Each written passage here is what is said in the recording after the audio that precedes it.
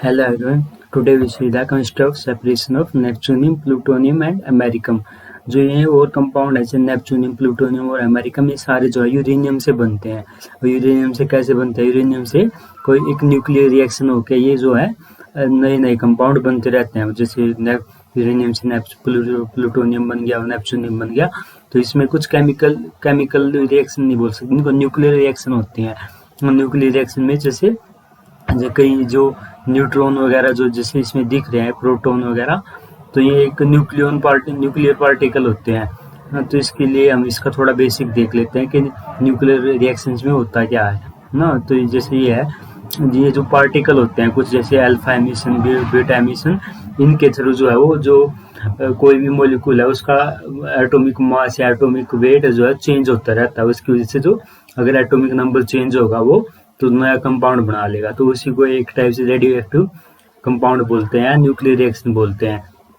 तो ये कई टाइप की ये जो पार्टिकल है वो रिलीज होते हैं। जैसे अल्फा एमिशन है, अगर अल्फा एमिशन होगा तो क्या होगा, एक हीलियम का पार्टिकल किसी मॉलिक्यूल से निकल जाएगा ना। हीलियम का पार्टिकल मॉलिक्यूल से निकल जाएगा। जैसे यूरेनियम 238 है, तो हीलियम में कितना एटॉमिक मास होता है? इसका 4 होता है, तो 4 कम हो गया, ये 234 बच गया। वजह से ये 92 इसका एटॉमिक नंबर है। और हीलियम का कितना होता है? 2 होता है, तो ये 90 बच गया। तो ये हो गया अल्फा एमिशन। अल्फा एमिशन में क्या होगा, एक हीलियम का पार्टिकल बाहर निकल जाएगा। अगला है बीटा एमिशन। बीटा एमिशन में सिंपली क्या हो रहा है, जैसे आयोडीन का यहाँ पे 131 था, एटॉमिक मास तो वैसे का वैसा है, लेकिन जो एटॉमिक नंबर है वो 1 से चेंज हो जाएगा। 1 से चेंज हो जाएगा और एक मतलब इलेक्ट्रॉन जो है वो रिलीज होगा, ताकि वो इधर दोनों तरफ बैलेंस कर सके ना। जैसे यहाँ पे 53 है, 53 प्रोटोन का मतलब क्या है? 53 पॉजिटिव चार्ज है। यहाँ पे मतलब 54 है प्रोटोन, तो इसका मतलब है 54 पॉजिटिव चार्ज है। तो इसको भी इधर 53 करने के लिए इधर एक नेगेटिव चार्ज आ गया ना। तो इधर पॉजिटिव चार्ज कितना बच गया? 53, इधर भी 53। तो इसको इस फॉर्म में भी लिख सकते हैं। मतलब अगर बीटा एमिशन होता है तो क्या क्या होगा, मान लो एक न्यूक्लियन है ना। मतलब न्यूक्लियस में क्या होता है, न्यूट्रॉन है एक, मान लो न्यूट्रॉन में क्या, बस एक एटॉमिक मास इंक्रीज होता है बस ना। ऊपर लिखते हैं एटॉमिक मास, नीचे लिखते हैं एटॉमिक नंबर। और एटॉमिक नंबर का मतलब क्या होता है? प्रोटॉन। तो एक न्यूट्रॉन मतलब एक न्यूट्रॉन है, तो इसमें क्या होगा, एक प्रोटॉन है। प्रोटॉन मतलब इसमें एक प्रोटॉन है और एक प्रोटॉन नीचे है ना। तो इसका एक इलेक्ट्रॉन होगा इसमें ना। अगर एक न्यूट्रॉन लिख रखा है, तो ये पॉजिटिव चार्ज है इधर, ये पॉजिटिव चार्ज और ये नेगेटिव चार्ज है। ये तो एक दूसरे को कैंसिल आउट कर देंगे, पॉजिटिव नेगेटिव चार्ज। इधर भी क्या बचेगा, एक एटॉमिक मास ही बचेगा, है ना। एटॉमिक मास, या इसको न्यूक्लियन बोल देते हैं ना। न्यूक्लियन किसको बोलते हैं? जो न्यूक्लियस में होते हैं ना, उनको बोलते हैं न्यूक्लियन। न्यूक्लियस में क्या क्या होते हैं? प्रोटॉन और न्यूट्रॉन होते हैं ना। प्रोटॉन और न्यूट्रॉन होते हैं। इधर भी क्या, इसमें क्या था, इधर एक न्यूट्रॉन था बस खाली, है ना। तो इधर भी क्या क्या बच गया, एक न्यूट्रॉन बच गया, क्योंकि ये इधर इलेक्ट्रॉन पे नेगेटिव चार्ज और नीचे प्रोटॉन पे पॉजिटिव चार्ज है ना। तो मतलब अगर एक न्यूट्रॉन ये लिखा होगा, एक न्यूट्रॉन, तो इसका मतलब क्या होगा, तो इससे मतलब एक खाली ये एक न्यूक्लियन ऐड हो रहा है, तो खाली क्या होगा, एटॉमिक मास 1 से इंक्रीज हो जाएगा। और कहीं बीटा एमिशन लिखा हो तो क्या होगा, एक मतलब एटॉमिक जो बोल सकते हैं एटॉमिक नंबर है वो 1 से इंक्रीज हो जाएगा बीटा एमिशन में। गामा एमिशन क्या होता है? गामा एमिशन में कोई ना न्यूक्लियन, ना प्रोटॉन, ना न्यूट्रॉन, ना इलेक्ट्रॉन, कुछ नहीं रिलीज होता, बस कुछ एनर्जी रिलीज होती है। पॉजिट्रॉन एमिशन में क्या होगा, एक जो न्यूक्लियस है, मतलब एक प्रोटॉन जो है वो रिलीज हो जाएगा, मतलब किसी भी एटम से रिलीज मतलब बाहर निकल जाएगा। जैसे कार्बन है, कार्बन में से एक प्रोटॉन निकल गया, तो कितना बच गया? 5 बच गया। और 5 किसका होता है? बोरोन का होता है। तो अगर पॉजिट्रॉन एमिशन हो रहा है, तो उसमें क्या हो रहा है, एक प्रोटॉन बाहर निकल रहा है, तो क्या होगा, वो एटम ही अलग दूसरा बन जाएगा, है ना। एटम ही दूसरा बन जाएगा, वो फिर बोरोन बन गया। और जो यहाँ से निकला था एक प्रोटॉन जो है वो इधर आ गया ना, मतलब इसका मतलब है एक पॉजिटिव चार्ज है ना, इधर नेगेटिव लिखा हो तो ये नेगेटिव चार्ज है, एक पॉजिटिव लिखा हो तो पॉजिटिव चार्ज है, तो मतलब इधर बैलेंस करने के लिए लिखा होता है ये ना। देखो जैसे बीटा एमिशन में क्या होता है, एक प्रोटॉन ऐड हुआ था और पॉजिट्रॉन एमिशन में क्या हुआ है, एक प्रोटॉन बाहर निकला है। लेकिन इसमें क्या था, तो मान लो तो वेरिएंट में क्या हो रहा है, एटॉमिक नंबर चेंज हो रहा है, एटॉमिक नंबर चेंज हो रहा है तो मतलब एलिमेंट ही दूसरा बन जाएगा, है ना। लेकिन अगर एटॉमिक मास केवल चेंज हो रहा हो, है ना, कि केवल एटॉमिक मास चेंज हो रहा हो, तो उस केस में क्या होगा, उसमें बस वो जो एटम है वो तो सेम रहेगा, वो उसका आइसोटोप बन जाएगा, है ना। जैसे यूरेनियम यूरेनियम 238 है, इसमें से 3 न्यूक्लियन निकाल दे, मतलब 3 न्यूट्रॉन निकाल दे, तो क्या बन जाएगा, यूरेनियम 235 बन जाएगा। ये 92 का 92 ही रहेगा, है ना। तो ये अगर एटॉमिक नंबर सेम रह रहा है तो वो एलिमेंट तो सेम ही है ना। लेकिन अगर एटॉमिक नंबर चेंज हो रहा है तो वो नया एलिमेंट बनाएगा। एक होता है फिर इलेक्ट्रॉन कैप्चर। इलेक्ट्रॉन कैप्चर में क्या होगा, जो मतलब एक इलेक्ट्रॉन को कैप्चर कर लेगा कोई भी एटम है, मान लो ये पी ये वाला एटम है कोई, इसने इलेक्ट्रॉन को कैप्चर कर लिया। इलेक्ट्रॉन को कैप्चर कर लिया तो मतलब क्या किया इसने, एक नेगेटिव चार्ज अपने अंदर ले लिया, है ना। नेगेटिव चार्ज ले लिया तो क्या करेगा, नेगेटिव चार्ज उसके अंदर जो एक पॉजिटिव चार्ज है उसके साथ मिलके न्यूट्रलाइजेशन कर लेगा ना।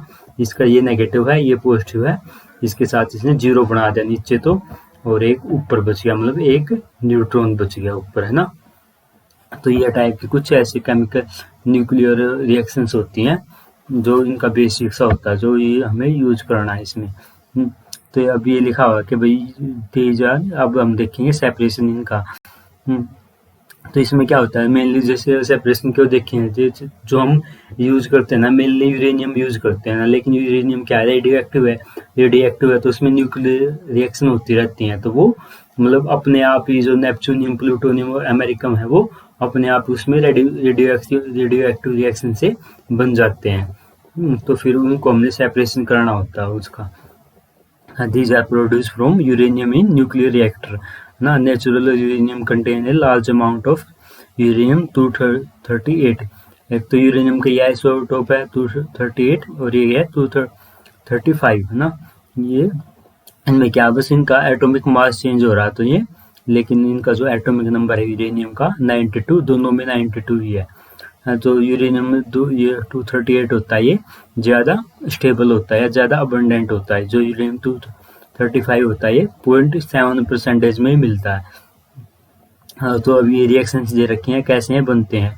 सबसे पहले तो ये मतलब न्यूक्लियन ने रिएक्ट किया इसके साथ, न्यूक्लियन या एन का मतलब होता है, मतलब न्यूट्रॉन होता है इनका मतलब, है ना। न्यूट्रॉन ने रिएक्ट किया। न्यूट्रॉन तो क्या करे, न्यूट्रॉन पे कोई चार्ज नहीं होता ना, न्यूट्रॉन बस एक एटॉमिक मास को इंक्रीज कर देगा एक से। तो एक न्यूट्रॉन ऐड हुआ तो ये हो गया यूरेनियम 236 हो गया। एक न्यूट्रॉन ऐड हुआ तो ये हो गया यूरेनियम 237 हो गया। फिर एक बीटा एमिशन हुआ। बीटा एमिशन में क्या हुआ था, हमने देखा था बीटा एमिशन में क्या हो रहा था, 53 से 54 हो रहा था। तो मतलब एक मतलब एटॉमिक नंबर जो है वो एक से चेंज हो रहा था। तो एक बीटा एमिशन में क्या हुआ, 93 हो गया बीटा एमिशन में। जो ये हमें 92 था और ये 93 हो गया, और जो एटॉमिक मास था वो 237 ही रहा ना। तो एटॉमिक नंबर चेंज हो गया तो ये क्या मतलब नया कंपाउंड बन गया। नया कंपाउंड कौन सा बना, नेपच्यूनियम बन गया ना। तो ऐसे तो ये नेपच्यूनियम बन गया। और अगर यूरेनियम तो 38 है और 92 है, ये वाला आइसोटोप है यूरेनियम का, उसमें एक न्यूक्लियन ने मतलब न्यूट्रॉन ने रिएक्शन किया, फिर बना लिया 239 बना लिया, फिर उसमें एक बीटा एमिशन हुआ तो वो बन गया 93 हो गया। देखो इसमें 93 है, इसमें भी 93 है, तो ये एटम तो दोनों सेम ही होंगे, तो ये नेपच्यूनियम बन गया। नेपच्यूनियम में एक और बीटा एमिशन किया तो बना देगा 94 हो जाएगा उसका एटॉमिक नंबर, तो वो हो जाएगा प्लूटोनियम। और ऐसे अमेरिकम कैसे बनेगा, जो प्लूटोनियम है, प्लूटोनियम का ये बड़ा आइसोटोप है, उसमें एन और गामा मतलब कोई मतलब एनर्जी भी रिलीज हो रही है उसमें। गामा का मतलब क्या है, गामा में ना कोई कुछ चेंज नहीं हो रहा है, खाली वो एक एनर्जी की फॉर्म थी, है ना। अगर एनर्जी भी दे रही हैं और एक न्यूट्रॉन भी दे रहे हैं बाहर से, तो क्या होगा यहाँ पे 240 हो गया ना। इसका एक न्यूट्रॉन भी ऐड किया हमने तो 240 हो गया, और आगे फिर एक और न्यूट्रॉन ऐड करते हुए 241 हो गया, और आगे फिर एक बीटा एमिशन कर दिया तो एक एटॉमिक नंबर जो है 94 से 95 हो गया, तो इसने बना लिया अमेरिकम। तो इसमें हमने क्या देखा, जो यूरेनियम से ये मतलब ये 3 कंपाउंड अपने आप ही बन जाते हैं ना, तो ये एक न्यूक्लियर रिएक्शन के थ्रू ये बन जाते हैं। तो अब आगे हमने देखना एल्ड और heavier element is controlled by 2 factor. जो हैवियर एलिमेंट बन रहे हैं इनकी एल्ड को 2 फैक्टर से कंट्रोल किया जाता है। एक तो इनका कि हाफ लाइफ कितनी है आइसोटोप की, है ना जी। अगर मान लो नेपच्यूनियम बन रहा है, इसकी हाफ लाइफ कम है तो जल्दी से जाके दोबारा फिर यूरेनियम बना लेगा ना। और ऐसे इसकी एबिलिटी टू एब्जॉर्ब न्यूट्रॉन, और ये मतलब कितनी अच्छे से न्यूट्रॉन को एब्जॉर्ब कर पाता है ना, क्योंकि हमने न्यूट्रॉन तो एब्जॉर्ब करा ही रहे हैं इसमें। हाँ, तो ये इन दो चीज़ों पे डिपेंड करता है। अब हमने क्या करना है, जो सारे कंपाउंड है ये तीनों और इसका यूरेनियम के साथ मिक्स हो गए हैं जो, उनका हमने सेपरेशन करना है। तो क्या होता है, जैसे यूरेनियम को हम फ्यूल की तरह काम करते हैं ना, फ्यूल की तरह, न्यूक्लियर फ्यूल की तरह काम करते हैं, और वो रोड की फॉर्म में होता है ना, रोड की फॉर्म में होता है। तो रोड की फॉर्म में जब उसको यूज कर लिया होता हमने, जैसे जो फ्यूल था उसको हमने यूज कर लिया होता, तो उसमें जो यूरेनियम का कुछ पार्ट था वो इनमें चेंज हो गया होता है। जो हमने ये कंपाउंड देखे नेपच्यूनियम, प्लूटोनियम और अमेरिकम, और इनके साथ और भी कई चीजें होती हैं, जैसे ये लिख रखा है, जैसे नेपच्यूनियम, प्लूटोनियम, अमेरिकम तो होते ही हैं, और इसके साथ वो जो है 30 फ्यूजन प्रोडक्ट और होते हैं, मतलब इनके और रिएक्शन भी होती है, और भी मतलब वो 30 प्रोडक्ट और होते हैं इनके साथ, है ना। Some of these are second row transition element, कुछ तो जो सेकेंड रो वाले ट्रांजिशन एलिमेंट भी होते हैं, आयोडीन, जिनोन, ये सीजियम, बेरियम और लैंथेनाइड, ये भी जो है इसके साथ होता है। मतलब जो फ्यूल की रोड होती है यूरेनियम की, उसमें ये चीज़ें भी फॉर्म हो जाती हैं। लेकिन हमने जो है सेपरेशन किसका पढ़ना है इनमें से, मतलब नेपच्यूनियम, प्लूटोनियम और अमेरिकम का सेपरेशन पढ़ना है इस यूरेनियम में से। तो इसका सेपरेशन हम कैसे देखते हैं, देखो fuel rod removed from a nuclear reactor are immersed in a cooling pond of water for about few days, है ना, अबाउट 100 डेज, है ना। तो फिर कैसे क्या करते हैं, जो न्यूक्लियर फ्यूल की वो जो रोड थी उसको हम वाटर में डाल देते हैं लगभग 100 दिन के लिए। उससे क्या होगा, एक तो उसका जो टेम्परेचर है वो कूल हो जाएगा, क्योंकि न्यूक्लियर रिएक्शन में तो हीट ज़्यादा प्रोड्यूस होती है, एक तो वो कूल हो जाएगा, और एक जो रेडियो एक्टिव ज़्यादा रेडियो आइसोटोप है ना, तो वो जिनका हाफ लाइफ कम है, जितना हाफ लाइफ कम होगा वो उतना ही अनस्टेबल होगा। हाँ, तो जितना हाफ लाइफ कम है तो वो अनस्टेबल है, तो जो अनस्टेबल है वो अपनी मतलब आप एक्टिविटी लोस्ट कर देंगे, lost most of their activity, मतलब वो अपने आप चेंज हो जाएंगे किसी और फॉर्म में, मतलब वो रहेंगे नहीं, है ना। तो मतलब जो मतलब रेडियो एक्टिव है जिनकी हमें जरूरत नहीं थी वो अपने आप खत्म हो जाते हैं, और एक उसका टेम्परेचर ठंडा हो जाता है। फिर जो एक्सट्रैक्शन ऑफ नेपच्यूनियम, प्लूटोनियम, अमेरिकम है वो क्या किसके द्वारा किया जाता है, प्यूरेक्स मेथड इसको बोलते हैं, जो हमें पढ़ना है प्यूरेक्स मेथड होता है। इसमें क्या करते हैं, सबसे पहले तो क्या करते हैं, fuel road dissolve in 7 molar HNO3, है ना। तो जो फ्यूल रोड है उसको हमने 7 मोलर HNO3 में मतलब डिप कर दिया, तो उसने क्या क्या दिया, यूरेनियम 2 पॉजिटिव और प्लूटोनियम 4, हाँ, ये मतलब इनका सॉल्यूशन दे दिया, और फ्यूजन प्रोडक्ट मतलब और जो प्रोडक्ट थे उनका भी सॉल्यूशन दे दिया, है ना। मतलब जो और चीज़ें देखी थी हमने 30 और फ्यूजन प्रोडक्ट थे उनका भी सॉल्यूशन दे दिया, और नेपच्यूनियम और अमेरिकम का भी सॉल्यूशन दे दिया, और जो यूरेनियम और प्लूटोनियम थे वो इन फॉर्म में कन्वर्ट हो गए जब हमने HNO3 डाला बाहर से। फिर हम क्या करेंगे, इसका एक्सट्रैक्शन करेंगे विद ट्राइब्यूटाइल फॉस्फेट, है ना, 20% ट्राइब्यूटाइल फॉस्फेट इन कैरोसिन, मतलब इसका TBP का सोल्यूशन बनाएंगे कैरोसिन में, हाँ, और फिर उसका जो है एक्सट्रैक्शन करेंगे। एक्सट्रैक्शन कैसे करते हैं किसी भी सॉल्यूशन से, मान लो हमने 2 कंपाउंड का एक्सट्रैक्शन करना, उनको हमने एक ऐसे सॉल्यूशन में डाल दिया, है ना। इसका जैसे कि है ये तो कैरोसिन का सॉल्यूशन बनाया, एक तो हमने एक उसमें एक्वस सॉल्यूशन होगा, है ना। कैरोसिन और एक्वस सॉल्यूशन जो हो एक दूसरे से सेपरेट रहेंगे दोनों, मतलब आपस में घुलेंगे नहीं, है ना। तो हम क्या करेंगे, पूरे सॉल्यूशन में 2 कंपाउंड हमने जो सेपरेट करने हैं वो उसमें हम डाल देंगे, फिर उसको अच्छे से सेक कर देंगे, मतलब दोनों को मिक्स कर देंगे, दोनों सॉल्यूशन को, है ना, ऐसे हिला देंगे पूरा अच्छे से, हिला के फिर मतलब उनको रख देंगे। फिर क्या होगा, उन दोनों की लेयर बननी शुरू हो जाएगी, दोनों सॉल्यूशन की, है ना। मान लो नीचे वाटर आ गया और ऊपर केरोसिन आ गया, है ना। तो फिर जो जिन चीज़ों जिनको केरोसिन में घुलना था वो तो ऊपर लेयर बना लेंगे, और जिनको वाटर में घुलना था वो नीचे लेयर बना लेंगे, और वो लेयर जो है वो अलग अलग दिखेंगे हमें। हाँ, फिर जो दोनों लेयर को हम सेपरेट कर पाते हैं, हाँ, तो उसको हम एक टाइप से एक्सट्रैक्शन बोलते हैं। एक्सट्रैक्शन मतलब हमने एक्सट्रैक्ट कर लिया, दोनों मिक्स थे, उनको हमने अलग अलग निकाल लिया। तो हम किसी एक्सट्रैक्ट किए उसका हमने टीबीपी से, मतलब ट्राईब्यूटाइल फॉस्फेट से। इसके साथ एक्सट्रैक्शन किया तो क्या हुआ, जो यूरेनियम और प्लूटोनियम था ना, वो तो बाहर निकल गया, मतलब एक मतलब एक्वस लेयर में आ गया। वो तो केरोसिन लेयर में आ गया, और लेकिन जो एक्वस सॉल्यूशन में क्या क्या बना बचा, जो फ्यूजन प्रोडक्ट थे वो नेपच्यूनियम और अमेरिकम थे, वो मतलब एक्वस सॉल्यूशन में आ गए, और ये दोनों बचे थे यूरेनियम और प्लूटोनियम, वो जो केरोसिन का था, जो एक्वस लेयर के अलावा दूसरी लेयर थी उसमें आ गए। फिर हमने नेपच्यूनियम और अमेरिकम को तो अलग कर दिया जो हमारा सॉल्यूशन था उससे। फिर हम क्या करेंगे, इसको ये दोनों है जो इनका रिडक्शन कराएंगे। यूरेनियम टू पोस्ट, ये इसको क्या बोलते हैं, यूरेनाइल आयन, है ना। UO2 पॉजिटिव को बोलते हैं यूरेनाइल आयन, और प्लूटोनियम 4 में है।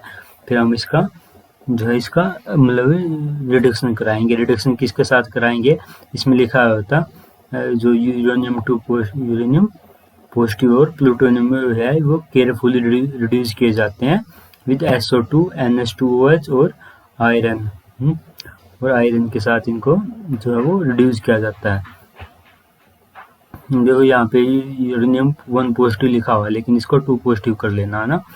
तो ये क्या, इसको रिड्यूस किया जाता है SO2 के साथ कर लो, या NH2OH के साथ कर लो, या आयरन सल्फामेट के साथ कर लो। जैसे इन्होंने आयरन सल्फामेट के साथ किया हुआ है, तो फिर क्या हो जाएगा, ये तो UO2 पॉजिटिव बना लेगा, और प्लूटोनियम जो था वो प्लूटोनियम 3 में चेंज हो जाएगा, मतलब इसकी ऑक्सीडेशन स्टेट डिक्रीज हो जाएगी। 4 यहाँ पे 4 थी और यहाँ पे 3 आ गई। तो यूरेनियम 2 पॉजिटिव बन गया, और ये किस फॉर्म में होगा, टीबीपी की फॉर्म में होगा। टीबीपी मतलब ट्राइगोनल बाइपिरामिडल, ट्राइगोनल बाइपिरामिडल इसकी शेप होगी।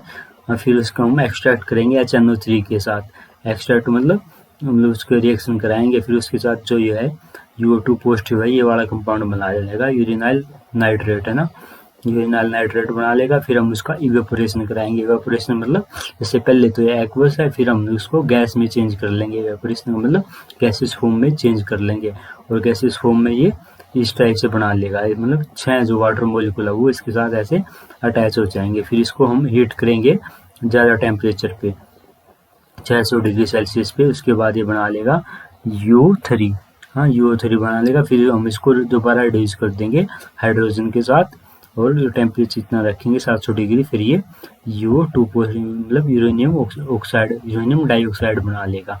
हाँ, तो इसके मतलब इससे हमने क्या किया, यूरेनियम को सेपरेट कर लिया, और जो प्लूटोनियम था, प्लूटोनियम का पहले तो हमने प्लूटोनियम 3 निकाला था, फिर हमने उसको ऑक्सीडाइज कर लेंगे HNO3 के साथ दोबारा। फिर वो क्या बना लेगा, प्लूटोनियम 4 बना लेगा। हम फिर प्लूटोनियम 4 है जो, मतलब प्लूटोनियम 4 कैसे होगा, ये नहीं है कि खाली प्लूटोनियम के ऊपर +4 चार्ज होगा, उसका कोई सॉल्ट होगा ना, सोल्ड होगा, मतलब उसको मतलब जो 4 पॉजिटिव चार्ज है उसको बैलेंस करने के लिए उसके साथ जरूर कोई आयन होगा। फिर हम क्या करेंगे, इसको ऑक्जेलिक एसिड के साथ ट्रीट करेंगे। फिर वो क्या, वो मतलब जो पहले तो एक्वस सॉल्यूशन में है प्लूटोनियम +4, फिर उसके जो ऑक्जेलिक एसिड के साथ रिएक्शन करके ये वाला कंपाउंड बना लेगा C2O4 ना। मतलब ऑक्जेलिक एसिड के में एक ऑक्जेलिक एसिड पे -2 चार्ज होता है ना। तो फिर इसका एक प्रेसिपिटेट बना लेगा, इसके साथ 6 वाटर मॉलिक्यूल ऐसे अटैच होंगे। फिर हम उसको और मतलब गर्म कर देंगे, जो वाटर मॉलिक्यूल है ये निकल जाएंगे, और ये वाला कंपाउंड बना लेगा O2। तो इससे हमने क्या किया, जो यूरेनियम में जो कंपाउंड बने थे, यूरेनियम को अलग निकाल लिया, प्लूटोनियम को अलग निकाल लिया, और नेपच्यूनियम और अमेरिकम थे, हमने उनको अलग निकाल लिया, ये वाले। तो ये मेथड था, इसको हम कौन सा मेथड बोला था, फ्यूएक्स मेथड। तो हम आगे देखते हैं, इसका कुछ कंपैरिजंस है एक्टिनाइड और लेंथेनाइड सीरीज का। जो कंपैरिजन या सिमिलरिटी होती है, इसका मेन डिफरेंस किस चीज़ में आता है कि भाई एक्टिनाइड में तो 5f में इलेक्ट्रॉन भरे जाते हैं और लेंथेनाइड में 4f में भरे जाते हैं ना। और फिर क्या फ़र्क होता है, 4f जो है वो अंदर की तरफ होता है या और 5f को जो ज़्यादा बाहर की तरफ होता है। तो 5f जो है ज़्यादा इंटरेक्ट करता है बाहर वाले इन्वायरमेंट से, और 4f जो है वो कम इंटरेक्ट करता है। और जो शील्डिंग इफेक्ट होता है वो 4f का ज़्यादा होता है। शील्डिंग मतलब इलेक्ट्रॉन के अट्रैक्शन को रोकना ना, तो वो 4f का ज़्यादा होता है 5f के कंपैरिजन में, क्योंकि 5f का साइज बड़ा होता है ना। तो मतलब ये 2-3 बेसिक प्रॉपर्टी हैं जिनकी वजह से इनमें चेंज आता है ना। तो इसमें देखेंगे हम, सिमिलरिटी देखते हैं पहले तो दोनों में जो है +3 ऑक्सीजन स्टेट प्रीडोमिनेंट होती है, सबसे ज़्यादा स्टेबल +3 होती है। दोनों में f ऑर्बिटल में इलेक्ट्रॉन भरे जाते हैं। और जो एक्टिनाइड और लेंथेनाइड है same number of unpaired electron have quite similar spectra है ना, जिनमें मतलब जो स्पेक्ट्रा होता है इनका किस पे डिपेंड करता है, कितने अनपेयर्ड ऑफ इलेक्ट्रॉन है। तो फिर क्या होगा, जो जितने एक्टिनाइड और लेक्टिनाइड में अगर किसी में same number of unpaired electron है तो उनका स्पेक्ट्रा जो है वो चेंज आता है। दोनों का जो स्पेक्ट्रा होता है वो कैसा होता है, both of the series sharp line like band appear due to the F transition. जो इनका स्पेक्ट्रा होता है वो शार्प बैंड होते हैं इनके ना। हालांकि जो लेंथेनाइड होते हैं उनके ज़्यादा शार्प होते हैं, क्योंकि लेंथेनाइड में बाहर वाले इन्वायरमेंट के साथ इंटरेक्शन नहीं हो पाता ना। तो ये हमने पढ़ा भी था। लेकिन दोनों के शार्प होते हैं, लेकिन लेंथेनाइड के और ज़्यादा शार्प होते हैं। दोनों इलेक्ट्रोपॉजिटिव होते हैं और हाईली रिएक्टिव होते हैं ना। Like lanthanide there is actinide contraction, हाँ लेंथेनाइड कॉन्ट्रैक्शन भी होता है और एक्टिनाइड कॉन्ट्रैक्शन भी होता है। किसकी वजह से होता है, वो poor shielding effect of 5f and 4f electron in actinide and lanthanide. जो nitrate perchlorate and sulphate of trivalent actinide and lanthanide are soluble, whereas the hydroxide, fluoride and carbonate of these element are insoluble। तो ये property होती है इनकी, ये भी आपने याद करनी है। और एक्टिनाइड जो है, actinide like lanthanide show the ion exchange behaviour, ये है आयन एक्सचेंज बिहेवियर को शो करते हैं। अब हमने देखना है इनकी डिफरेंस क्या है इन दोनों के बीच में। जो लेंथेनाइड में क्या होता है, +3 ऑक्सीजन स्टेट होता है, कुछ +4 भी शो करते हैं और कुछ +2 भी शो करते हैं। लेकिन एक्टिनाइड में क्या होता है, वो काफ़ी ऑक्सीजन स्टेट शो करते हैं, +3 +4 +5 +6 और +7 है ना। और इनके कुछ कंपाउंड भी दे रखे UF6 है, जैसे UO2 2 पॉजिटिव है, इनमें क्या है +6 ऑक्सीडेशन स्टेट है। ये क्यों होते हैं, क्योंकि जो 4f और 5d होता है इनकी एनर्जी जो है सिमिलर होती है, तो वो ज़्यादा इलेक्ट्रॉन को बाहर अपना डोनेट कर देते हैं है ना। तो इनके बीच में एनर्जी गैप कम होता है, जो 4f और 5f और 6d होता है जो, तो फिर उसकी वजह से इनका जो ऑक्सीडेशन स्टेट है वो वेरिएबल करता है, ये हमने पढ़ा भी हुआ पहले।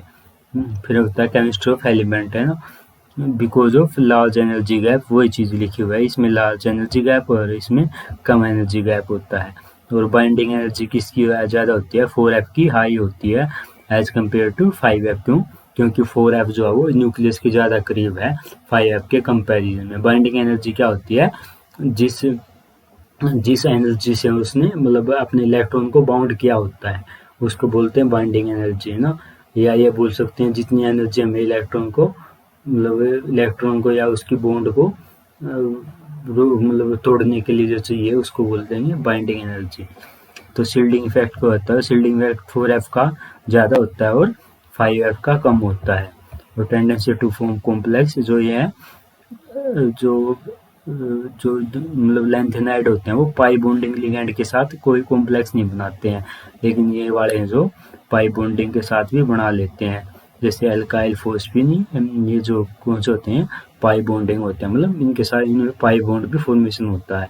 और बेसिक कैरेक्टर जो होता है लेंथेनाइड जो कम बेसिक होते हैं, लेंथेनाइड के कंपाउंड एक्टिनाइड के ज़्यादा बेसिक होते हैं।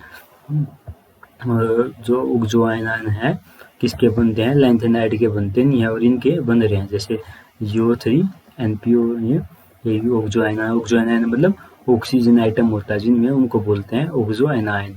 ऐसे रेडियो एक्टिव, इसमें प्रोमीथियम के अलावा कोई रेडियो एक्टिव नहीं होता लेंथेनाइड में, बल्कि एक्टिनाइड जो होते हैं वो सारे रेडियो एक्टिव होते हैं।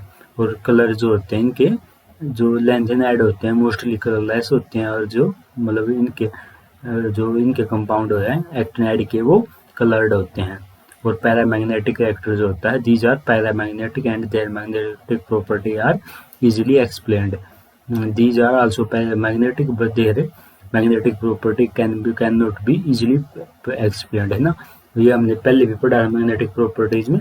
पैरामैग्नेटिक तो होते हैं, पैरामैग्नेटिक कब होंगे, जब कोई अनपेयर्ड इलेक्ट्रॉन होगा। पैरामैग्नेटिक तो दोनों होते हैं, लेकिन जो लेंथेनाइड होते हैं उनकी मैग्नेटिक मोमेंट मेजर करने के लिए एक स्पेसिफिक फार्मूला होता है।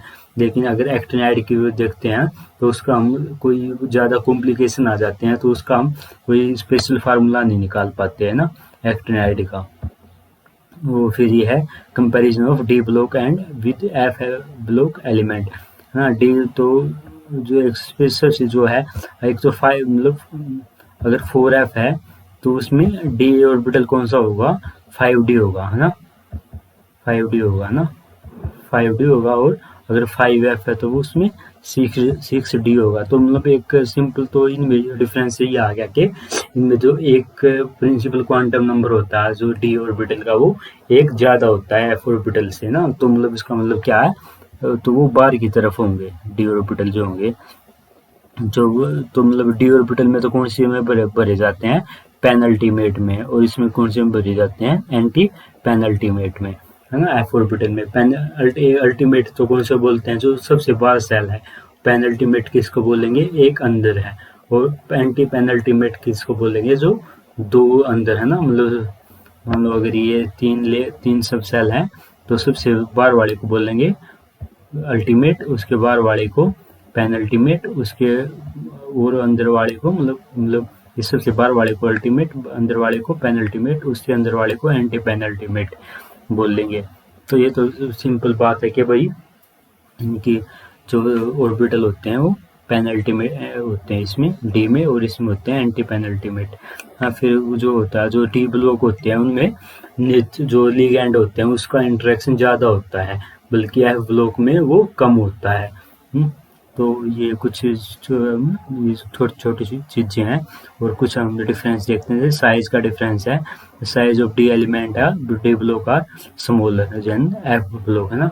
ये तो मतलब क्योंकि एफ ब्लॉक का साइज ज़्यादा बड़ा होता है और एफ ब्लॉक में जो है वो जो मतलब एक सब सेल और ऐड हो जाता है ना, एक एफ सब सेल ऐड हो जाता है, तो इसकी वजह से साइज तो बड़ा होता है ये एफ ब्लॉक एलिमेंट का।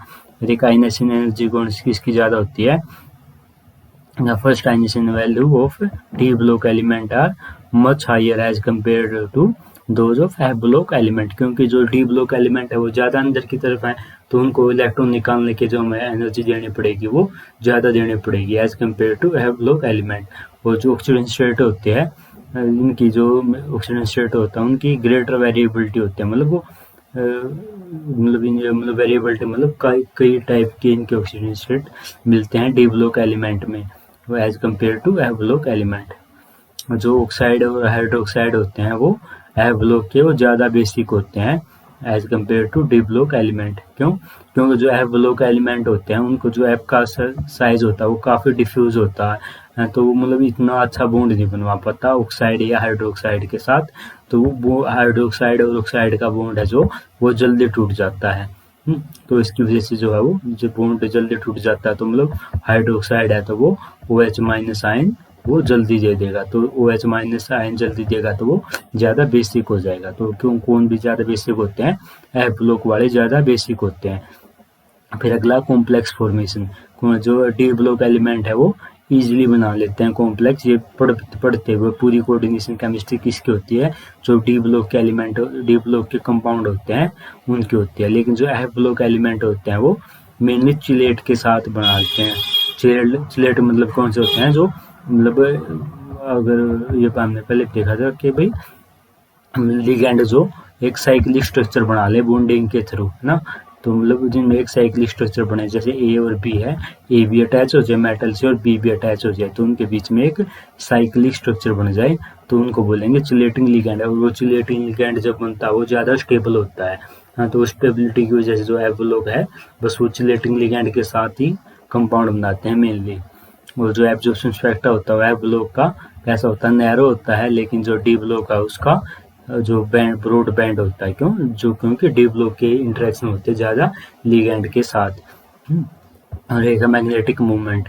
जो डी ब्लॉक वाले एलिमेंट होते हैं उनमें मैग्नेटिक मूवमेंट खाली स्पिन की वजह से होता है, स्पिन की वजह से होता है। तो इसमें मतलब जो इलेक्ट्रॉन अपने एक्सिस पे रिवॉल्व होता है उसकी वजह से ही केवल इनमें जो है मैग्नेटिक मूवमेंट होता है। तो इसका फार्मूला होता है ये वाला। लेकिन जो एफ ब्लॉक वाले एलिमेंट होते हैं मेनली लेंथेनाइड के लिए जो हमने फार्मूला निकाला है वो ये वाला होता है 4s into S plus one plus L into L plus one. क्यों होता है? क्योंकि इसमें जो इलेक्ट्रॉन अपने ऑर्बिट पे रिवॉल्व हो रहा है ना उसकी वजह से भी मैग्नेटिक मूवमेंट प्रोड्यूस होता है ना। जो डी ऑर्बिटल है उसमें तो ये होता है कि अपने एक्सिस पे मतलब घूम रहा है उसकी वजह से है खाली। लेकिन इसमें क्या है, एफ ब्लॉक एलिमेंट में अपने एक्सिस पे भी घूमने की वजह से हो रहा है और एक जो न्यूक्लियस के चारों तरफ घूम रहा है उसकी वजह से भी हो रहा है। जो न्यूक्लियस के चारों तरफ घूम रहा है उसकी वजह से क्या हो रहा है, ऑर्बिटल एंगुलर मोमेंटम होता है। तो फिर उसकी वजह से जो स्पिन मैग्नेटिक मूवमेंट होता है वो एल की फॉर्म में मेजर होता है। तो फिर क्या होता है, जो मतलब एफ ब्लॉक एलिमेंट का फार्मूला ये वाला निकल के आता है जो हमने नीचे देखा है ना। तो ठीक है, हम अगले लेक्चर में कंटिन्यू करेंगे।